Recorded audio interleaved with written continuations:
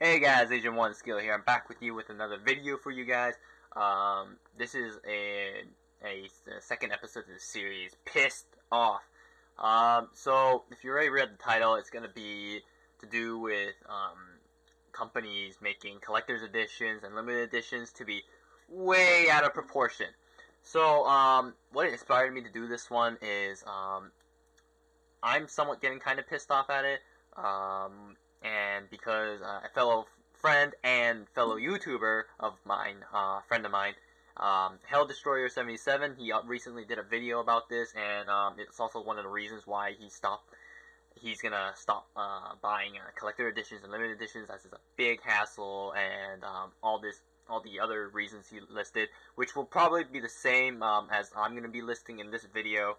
But I'm just here to talk about it. But if you haven't already checked him out, he used to do unboxing videos and discussion videos. But since like I said, he's stopped collecting. He's sold off. He's selling off most of his collection,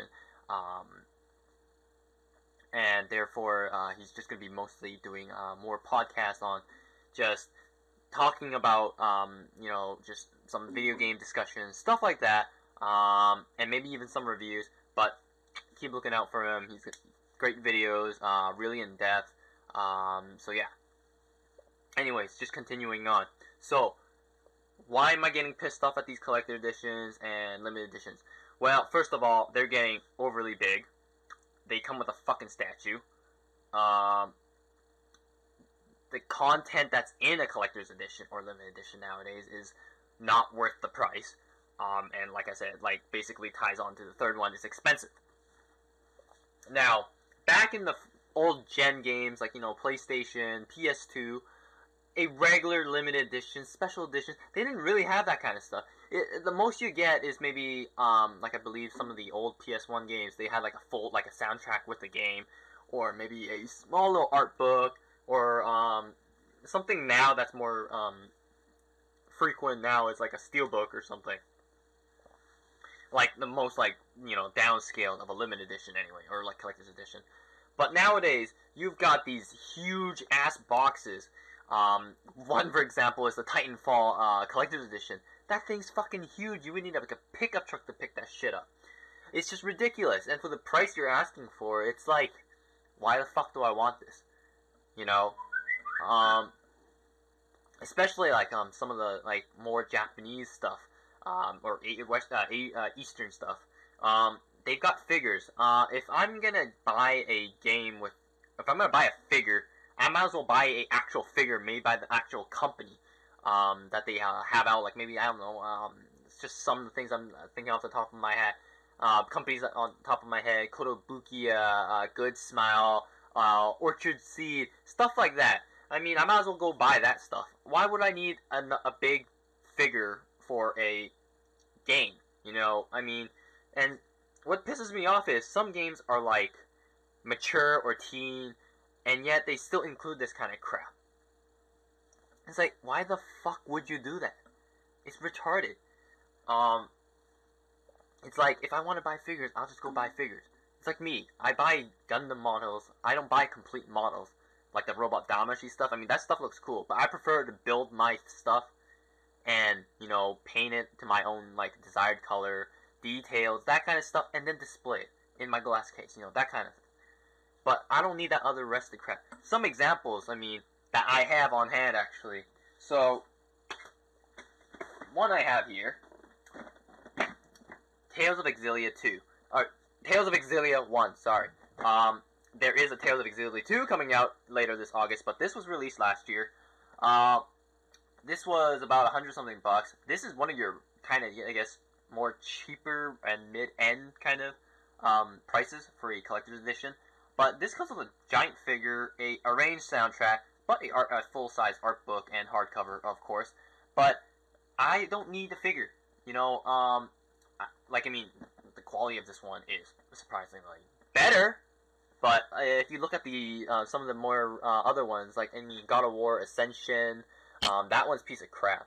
My friend actually has it, and he said that it would even be better if he painted it himself. But yeah, like you would have to detail it yourself. Why the hell would I get a figure?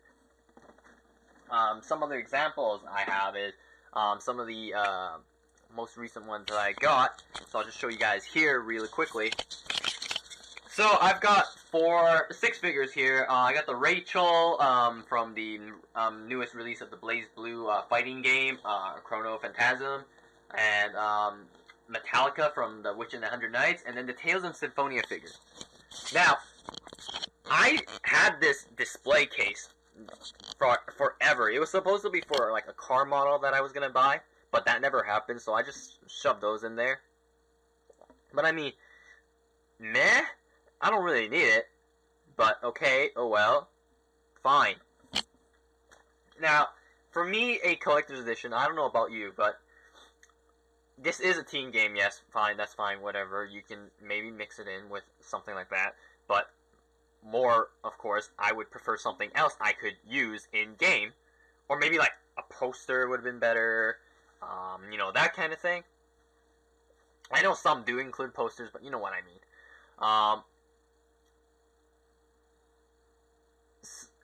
Something like a steelbook of maybe a full-size soundtrack.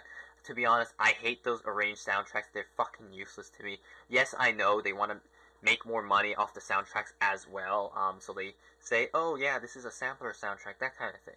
But I mean, if you're gonna go and use like a maybe Blu-ray or DVD, most likely DVD, why not just put more songs on it? You know what I mean? For example, the Final Fantasy X-10-2 HD. That thing is Blu-ray disc. I don't know why they put it on Blu-ray disc, but I put it in my PS3 and PS4.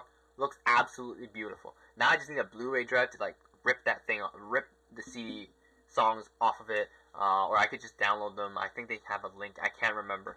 I did an unboxing for that right there, by the way. I didn't do an unboxing of Tales of Exilia because I started my channel after that fact, actually. Next up, I mean, some other ones that are actually good examples, in my opinion, anyway.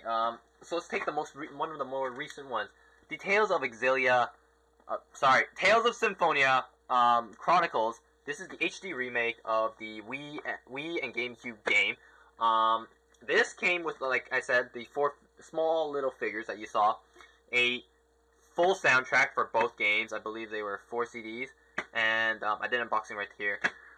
Put a link up here. Art book could have been better. It's not as detailed as the Tales of Exilia one. This is more like a character bio kind of thing. And then a novel, supposedly, that covers in between the 2 games, because the game is sequel and, you know, prologue, that kind of thing. It's connected. So the novel talks in between. Of course, it's translated, and of course, a steelbook. The steelbook is always a good idea. Shows off really the true collectible of the game itself and whatnot. And for this edition, of course, they actually gave you a manual in the game. If you got the regular standard copy, you would only get the tri-fold out, I believe.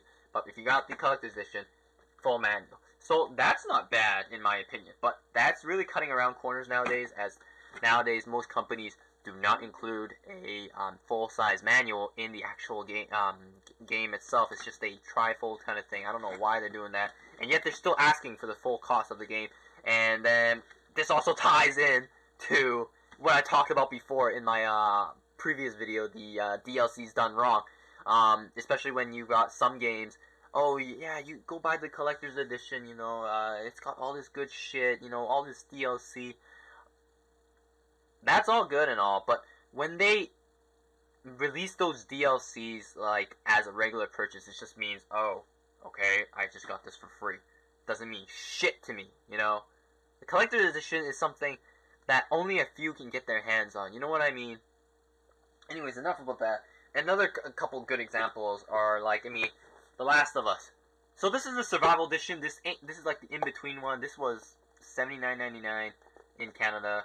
We didn't get the Pandemic edition. That came with a statue. Not my thing. I don't need that shit. This is a fucking mature game. Why the hell do I need a statue? You know what I mean? I mean, sure, it's good to look at, but I mean, I really don't need it. This came with a full-size art book. Steelbook, of course, as well. Some exclusive DLC, a theme for your PS3, and then a comic book. The full size art book is something that you would have to spend another 20-30 bucks to get, and we got it in this, so that's a good deal in my opinion. So this is really done right. Of course the size is a little big, but I mean, to house the whole thing, I don't give a damn. That's all good for me. Some other good ones, you know, some small ones, you know, something like this, what Square Enix is doing. A limited first print kind of thing. You know, it just comes with like a nice art book, that kind of thing. You know, I did a unboxing for this one, the Final Fantasy X 10-2 HD limited edition. I did an unboxing right here. You can take a look at that. So yeah, this is really nice. Square Enix knows how to do it. Of course, this is in a different size, so it's like a G1 kind of thing, G1 size, because this is not Blu-ray size kind of casing, right? So yeah.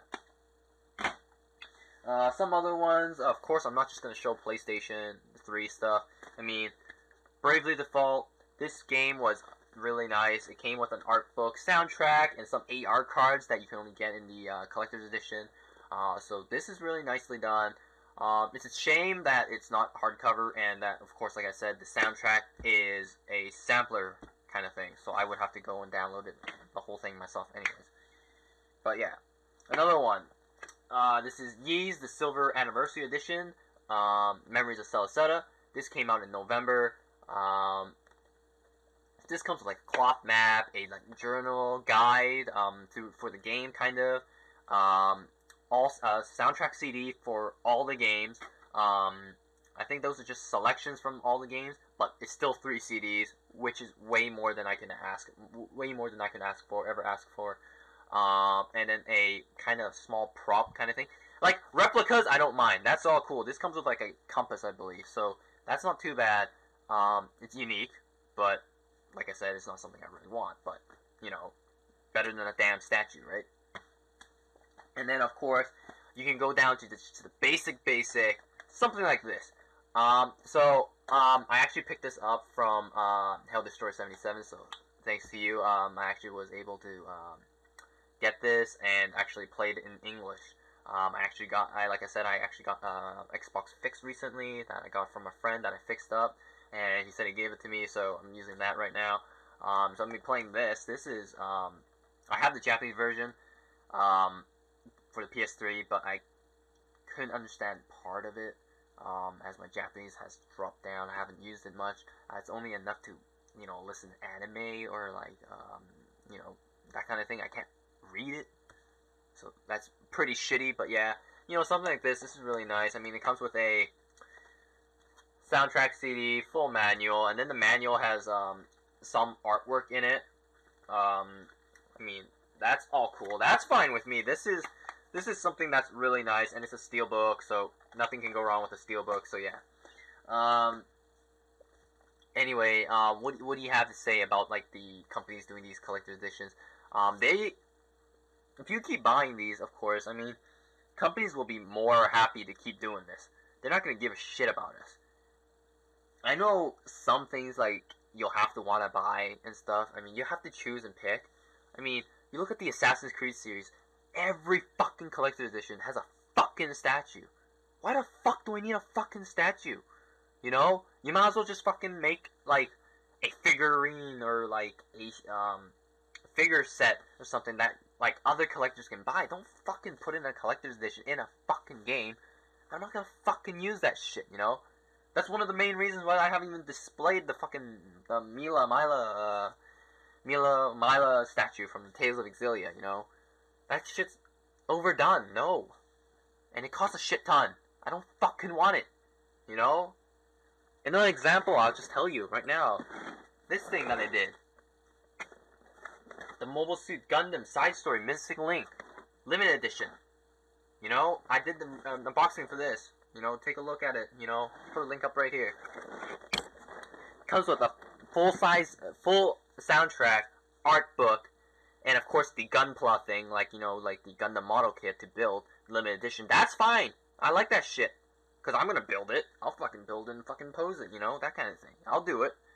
But a statue? No. Shit's half-assed. I don't fucking need it.